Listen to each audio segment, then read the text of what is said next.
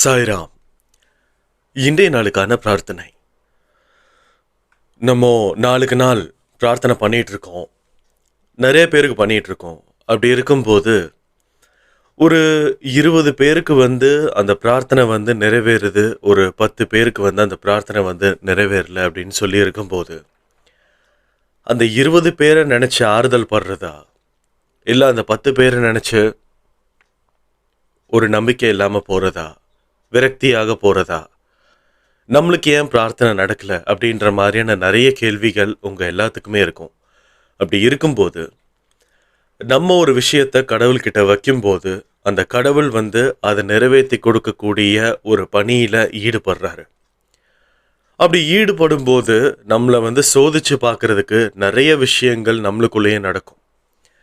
நம்ம மனசாட்சிய, மனதுக்குள்ள இருக்கக்கூடிய வேதனைகளை, சென்சிட்டிவான சில விஷயத்த, சில கேள்விகளை, சில பதில்களை அது ஒரு வாட்டி சோதிச்சு பார்க்கலான்னு மிகப்பெரிய சோதனைகள் கண்டிப்பாக வரும். அப்படி இருக்கும்போது எல்லாமே உங்களோட மனசில், என்னுடைய சாயப்பா கிட்ட நான் ஒரு கோரிக்கையை வச்சுட்டேன், நிச்சயமாக அதை நிறைவேற்றி கொடுப்பாங்க, எந்தவித கஷ்டம் வந்தாலும், எவ்வளவு பெரிய போர் வந்தாலும் அதை நிறைவேற்றி கொடுப்பாங்க அப்படின்ற ஒரு நம்பிக்கையோடு இருந்தீங்கன்னா நிச்சயமாக அதற்கான நாள் கூடிய விரைவில் கைகூடும் அப்படின்றதுல எந்த விதமான சந்தேகமும் இல்லை. ஸோ யார் யாரெல்லாம் பிரார்த்தனை வச்சுட்டு அவங்களுக்கு இன்னும் நடக்காமல் இருக்கோ அதே நம்பிக்கையோட, அசைக்க முடியாத அதே நம்பிக்கையோட இருங்க. நிச்சயமாக எல்லா விஷயமே ஒரு நாள் மாறும். இந்த உலகம் ரொம்ப ரொம்ப பெருசு. நம்ம சாதிக்க வேண்டியதுக்கும் ஒரு பிரமிக்க வேண்டிய விஷயங்களையும் பார்க்கறதுக்கு இன்னும் நிறைய விஷயங்கள் இருக்குது. அப்படி இருக்கும்போது எல்லாத்தையுமே லேசாக எடுத்துக்கிட்டு, மனசில் வலி இருந்தாலுமே அதை ஒரு ஓரமாக ஒதுக்கி வச்சுட்டு, நம்மளோட ஃபுல் ஃபோக்கஸை நம்மளுடைய கடமைகளை மட்டுமே பார்த்து பண்ணிகிட்டு இருக்கும்போது ஒரு நாள் அந்த பிரார்த்தனை நிறைவேறும் போது அந்த பிரார்த்தனை நிறைவேறினதுக்கான ஒரு மிகப்பெரிய ஒரு என்கரேஜ்மெண்ட், ஒரு பூஸ்ட் உங்களுக்கு கிடைக்கும். அதுதான் சாயப்பா நம்ம எல்லாத்துக்குமே கொடுக்கக்கூடிய மிகப்பெரிய விலை மதிக்க முடியாத ஒரு பரிசுன்னு கூட சொல்லலாம். இந்த பதிவை கேட்டுட்டு இருக்கக்கூடியவங்க எல்லாருமே இந்த மாதிரியான ஒரு பாசிட்டிவான ஒரு மைண்டில் இந்த பிரார்த்தனையை நம்ம ஆரம்பிக்கலாம். எல்லாருக்கும் எல்லா விதமான கஷ்டங்களுமே முடியணும், முடிஞ்சிரும். இதை மட்டும் நம்ம மைண்டில் வச்சுட்டு எல்லா விஷயமுமே தானாக மாறணும்னு சொல்லி நம்ம வேண்டிக்கலாம். அந்த வகையில் இன்றைய நாளுக்கான பிரார்த்தனை என்னன்றதை பார்க்கலாம். பிரியா வினோத்னு ஒருத்தவங்க சொல்லியிருக்காங்க, வெளிநாட்டில், அதாவது அவுட் ஆஃப் த கண்ட்ரியில் பிஆருக்காக யார் யாரெல்லாம் வெயிட் பண்ணிகிட்டு இருக்காங்களோ அவங்க எல்லாத்துக்குமே சீக்கிரமாக பிஆர் கிடைக்கணும்னு சொல்லியிருக்கிறாங்க. நிச்சயமாக இந்த மாதிரி தவிச்சிட்டு இருக்கக்கூடிய நிறைய டூரிஸ்ட்ஸ், நிறைய இந்தியாவிலேருந்து போயிருக்கக்கூடிய மக்கள் நிறைய பேர் நிறைய இடத்துல மாட்டிகிட்டு இருக்காங்க. ஒரு பிஆர் விஷயம் கிடைக்காம இருக்கிறதுனால நிச்சயமாக இதை சாயப்பா நிறைவேற்றி கொடுக்கணும். அவங்க எல்லாரையுமே மிக சேஃபாக அவங்க நாட்டுக்கு போகணும்னு சொல்லி நம்ம சாயப்பா கிட்ட வேண்டிக்கலாம். அடுத்ததாக ரெங்கநாயகின்னு ஒருத்தவங்க சொல்லியிருக்காங்க, அவங்களுடைய உடல்நிலை கொஞ்சம் சரியில்லாமல் இருக்குது, அவங்களுடைய பையனுடைய வேலையும் கொஞ்சம் கஷ்டத்தில் இருக்குது, அவங்களுடைய கணவனோட கடனும் கொஞ்சம் ப்ராப்ளமாக இருக்குது. இது எல்லாத்துக்கும் ஒரு வேண்டுதல் வச்சுருக்காங்க. முதலாவதாக இவங்களோட உடல்நிலைக்கு ஒரு பிரார்த்தனை வச்சுக்கலாம்.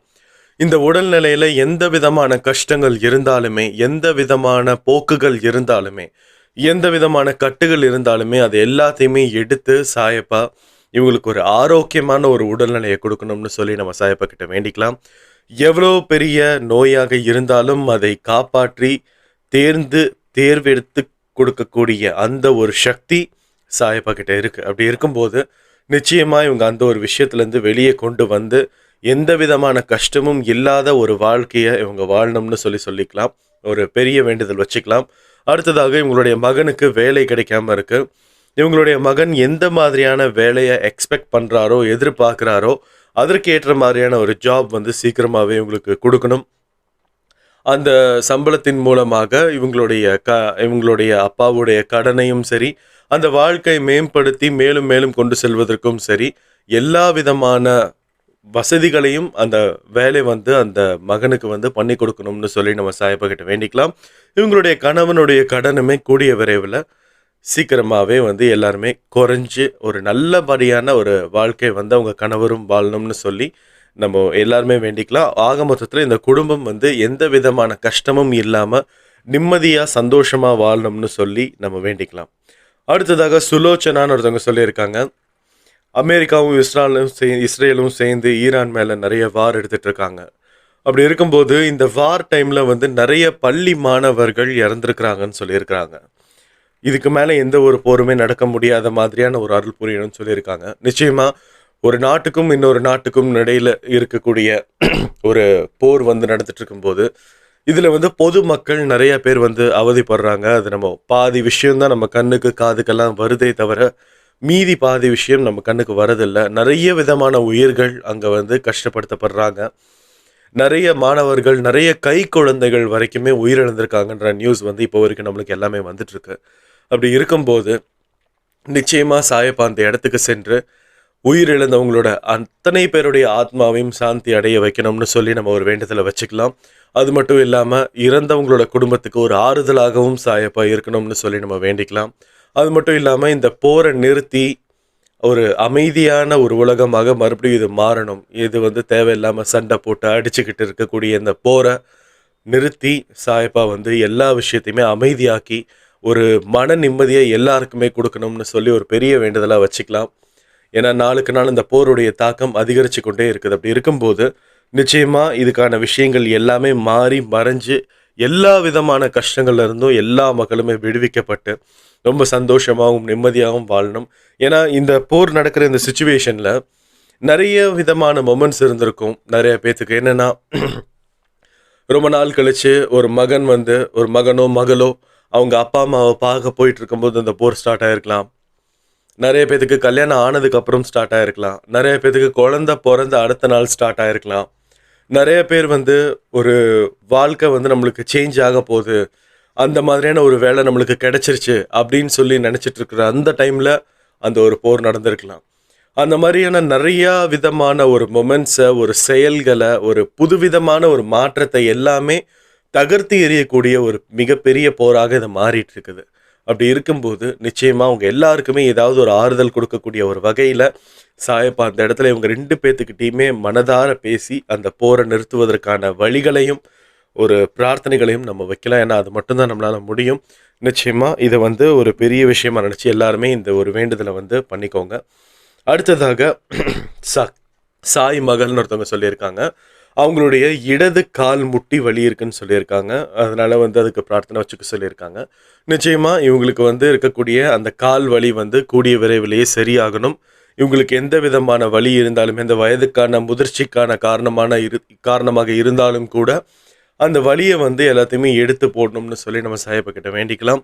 எந்த விதமான கஷ்டங்களா இருந்தாலும் அதை எல்லாத்தையுமே எடுத்து போட்டு, இவங்களுக்கு சாதாரணமா நிம்மதியா ஒரு வாழ்க்கையை வாழ்றதுக்கான ஒரு அறிகுறிய சாயப்பா பண்ணி கொடுக்கணும்னு சொல்லி நம்ம வேண்டிக்கலாம். அடுத்ததாக சாயப்பா முத்துலட்சுமின்னு சொல்லி ஒருத்தங்க பிரேயர் வச்சிருக்காங்க. என்னன்னா, இன்னொருத்தங்களுக்கு வச்சிருக்காங்க. அவங்க பேர் வந்து காந்தி. அவங்களுக்கு வந்து உடல்நலம் கொஞ்சம் சரியில்லாம இருக்கு. மன அழுத்தத்துல இருக்காங்க. அவங்க வந்து குணமடையறதுக்கு வந்து வேணும்னு சொல்லியிருக்காங்க. இந்த மாதிரியான விஷயங்கள வந்து நம்ம ஒரு பொது பிரார்த்தனையா மாத்திக்கலாம். ஏன்னா நெறைய பேர் நம்மள சுத்தி இருக்கக்கூடிய நெறைய பேர் வெளியில சிரிச்சுட்டு இருந்தாலுமே, உள்ள ஏதோ ஒரு விதமான மன அழுத்தத்துல தான் இருக்காங்க. அந்த மன அழுத்தத்த மத்தவங்க கிட்ட சொல்லிட்டாங்கன்னா பிரச்சனை கிடையாது. பட் சொல்லாம இருக்கும்போது, அது ஒரே ஒரு நாள் வெடிக்கும்போது, அது அவங்களுக்கு உடல் ரீதியாகவும் சரி, மன ரீதியாகவும் சரி, நெறைய விதமான பிரச்சனைகள் வர்றதுக்கான சான்சஸ் இருக்கு. அப்படி இருக்கும்போது, இவங்க அந்த விதமான விஷயத்துல இருந்து வெளிய வந்து, எல்லா விதமான கஷ்டங்களுமே மாறி, மறைஞ்சு ஒரு நல்லபடியான ஒரு வாழ்க்கைய வந்து இவங்க வாழணும். ஏன்னா வந்து எல்லாருக்குமே வந்து அந்த ஸ்ட்ரெஸ்ஸுன்ற ஒரு விஷயம் இருக்குது. அப்படி இருக்கும்போது, மன ரீதியாக பாதிக்கப்பட்டிருக்காங்கன்னும்போது, அந்த ஸ்ட்ரெஸ்லேருந்து வெளியில வர்றதுக்கான சில அற்புதங்கள சாயப்பா நம்மள சுத்தி இருக்கக்கூடிய எல்லாருக்குமே குடுக்கணும்னு சொல்லி, ஒரு பெரிய வேண்டுதலா வச்சுக்கலாம். ஏன்னா, மனசு ஸ்ட்ரெஸ்ல இருக்கும்போது எந்த ஒரு விஷயமும் புதுசா பண்ணணும்னு தோணாது. நம்மள சுத்தி இருக்கவங்க யார் என்ன இருக்காங்கன்னு தெரியாது. யாரு எந்த விதமான கஷ்டங்கள படுறாங்கன்னு கூட நம்மளுக்கு தெரியாது. பட் அதையும் தாண்டி சில பேர் வெளியில வந்து சிரிச்சு சந்தோஷமா இருக்கிறவங்களும் இருக்கிறாங்க. ஆனாலும் அவங்களுக்குள்ள இருக்கக்கூடிய மனவேதனைகள் நெறையவே இருக்குது. ஆனா, அந்த வேதனைகள சொல்லாமலே சாயப்பா அத உள்ள சென்று அத குணப்படுத்தி, அவங்களையும் ஒரு சாதாரணமான, ஒரு நிம்மதியான, ஒரு சந்தோஷமான ஒரு மனிதனாக மாற்றி, இவங்களுக்கு உடல்நலம் சீராகவும், அவங்க கூடவே இருந்து எல்லா விதமான கஷ்டங்களையுமே போக்கி ஒரு சந்தோஷமான ஒரு வாழ்க்கையை வாழ கொடுக்கணும்னு சொல்லி நம்ம ஒரு பெரிய வேண்டுதலை வச்சுக்கலாம். அடுத்ததாக சசிகலான்னு ஒருத்தவங்க சொல்லியிருக்காங்க, மே மாதம் சிஏ எக்ஸாம்ஸ் வருது, அதனால் அதுக்காக எல்லாத்துக்கும் ப்ரேயர் பண்ணிக்கோங்க. நிச்சயமாக இந்த சிஏ ஸ்டூடெண்ட்ஸ்க்கு இருக்கக்கூடிய எக்ஸாம்ஸில் எல்லாருமே அங்கே போய் அந்த தேர்வு எழுதும்போது நிச்சயமாக அவங்களுக்கு படித்தது எல்லாமே ஞாபகம் வந்திருக்கணும். நிறைய சிஏ பாஸ்ட் அவுட் இருக்கணும் இந்த வருஷம். இந்த மே மாதத்தில் நடக்கக்கூடிய இந்த தேர்வு வந்து நிச்சயமாக ஒரு சக்ஸஸ்ஃபுல்லான ஒரு தேர்வாக, சக்ஸஸ்ஃபுல்லான ஒரு எக்ஸாமாக இது வந்து மாற்றி அமைக்கணும். எல்லா விதமான ஸ்டூடெண்ட்ஸுங்களுக்குமே அந்த பாஸ்ட் அவுட்டுன்ற சொல்லி ஒரு விஷயம் வந்து கிடைக்கணும் அப்படின்னு சொல்லி நம்ம ஒரு பெரிய வேண்டுதலை வச்சுக்கலாம். அடுத்ததாக சாய் மகள்னு ஒருத்தவங்க சொல்லியிருக்காங்க, ஐஸ்வர்யான்ற ஒருத்தவங்களுக்கு வந்து வச்சுருக்காங்க. என்னென்னா அவங்களுக்கு பல்வலி வந்து இருக்குதுன்னு சொல்லியிருக்காங்க. அது மட்டும் இல்லாமல் அவங்களுடைய மகள் தான் அவங்களுடைய மகளுக்கு மன வலிமையும் தைரியமும் கொடுக்கணும்னு சொல்லியிருக்காங்க. ஆரோக்கியத்துடன் நிறைந்த ஆயுள் பலமுடனும் சிறப்பாக வாழணும்னு பிரார்த்தனை வைக்கணும்னு சொல்லியிருக்காங்க. நிச்சயமாக அவங்களுடைய மகள் ஐஸ்வர்யாவுக்கு பல்வலி எந்த விதமான கஷ்டங்களில் இருந்தாலும் அதை வந்து சீக்கிரத்திலேயே வந்து சரி பண்ணி கொடுக்கணும்னு சொல்லி நம்ம சாயப்பா கிட்ட வேண்டிக்கலாம். இவங்களுக்கு ஏற்ற மாதிரி இருக்கக்கூடிய மன வலிமை, மனவேதனை எல்லாத்தையுமே மாற்றி மறைச்சு இவங்க வந்து தைரியமாகவும் ஊக்குவிக்கும்படியாகவும் ஒரு வாழ்க்கையை இவங்க வாழணும். நிச்சயமாக இவங்களுக்கு இருக்கக்கூடிய எல்லா மன கஷ்டங்களுமே போக்கி ஒரு சந்தோஷமான வாழ்க்கையை வாழணும்னு சொல்லி நம்ம ஒரு வேண்டுதலை வச்சுக்கலாம். அப்படியே நம்ம ஸ்ட்ரைட்டாக பொது பிரார்த்தனைக்கு போயிடலாம். இன்றைய நாளில் யார் யாரெல்லாம் வெட்டிங் டே செலிப்ரேட் பண்ணீங்களோ, பர்த்டே செலிப்ரேட் எப்போ உங்களோட ஆசைக்கு ஏற்ற மாதிரி நியாயமான வழியில் எல்லா விஷயத்தையுமே நிறைவேற்றி தருவாங்க. இன்றைய நாளில் நிறைய பேர் வந்து ப்ரெக்னன்சி வார்டில் நிறைய அம்மாமார்கள் வெயிட் பண்ணிகிட்டு இருப்பாங்க அந்த குழந்தை டெலிவரிக்காக.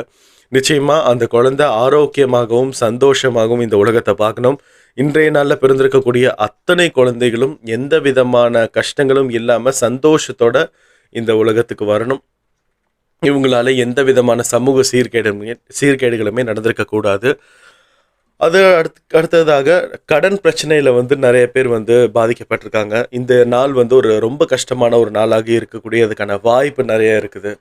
நிறைய பேர்த்துக்கு பதில் சொல்லணும், நிறைய பேர்த்துக்கு வந்து புரிய வைக்கணும் அப்படின்ற மாதிரியான நிறைய விஷயங்கள் இருக்குது.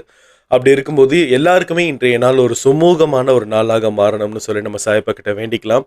அடுத்ததாக யார் யாரெல்லாம் ஹெல்த் கண்டிஷன்ஸில் ரொம்ப வந்து என்ன பண்ணுறதுனே தெரியாமல் ஒரு மாதிரி வந்து ரொம்ப ஒரு டென்ஷனாக இருக்கக்கூடிய எல்லாருக்குமே வந்து ஒரு மன அமைதியை சாயப்பா கொடுக்கணும்னு சொல்லி ஒரு வேண்டுதலை வச்சுக்கலாம். அடுத்ததாக இந்த போர் வந்து நிச்சயமாக நிற்கணும். எந்த விதமான கஷ்டங்களும் இல்லாமல், எந்த விதமான உயிர் சேதமும் இல்லாமல். ஏன்னா ஆல்ரெடி நம்ம இழந்தவங்களே போதும். அதையும் தாண்டி இன்னும் நம்ம நிறைய பேர்த்த வந்து இழக்காமல் எல்லா விதமான கஷ்டங்களிலுமே நீங்கி இந்த இந்த போர் வந்து சீக்கிரமாகவே முடிவடையணும்னு சொல்லி ஒரு பெரிய வேண்டுதலை வச்சுக்கலாம். இந்த பதிவை கேட்டுட்டு இருக்கக்கூடிய ஒவ்வொருத்தவங்களுடைய மன பிரார்த்தனைகளையுமே நிறைவேறணும்னு சொல்லி நான் வேண்டிக்கிறேன். அது மட்டும் இல்லாமல் அன்பேசை குடும்பத்தில் இருக்கக்கூடிய ஒவ்வொருத்தங்களுக்கும் ஒவ்வொரு விதமான தேவைகள் இருக்கும். அந்த தேவைகள் எல்லாமே நியாயமான வழியில் சாயப்பா நிறைவேற்றி கொடுக்கணும்னு சொல்லி நம்ம ஒரு பெரிய வேண்டுதலை வச்சுக்கலாம். அது மட்டும் இல்லாமல் இன்றைய நாளில் நிறைய பேர் இயற்கை எழுதியிருப்பாங்க. அவங்களுடைய ஆன்மாவும் சாந்தி அடையணும்னு ஒரு பெரிய வேண்டுதலை வச்சு நான் இந்த ஆடியோவை முடிக்கிறேன். ஜெய் சாய்ராம்.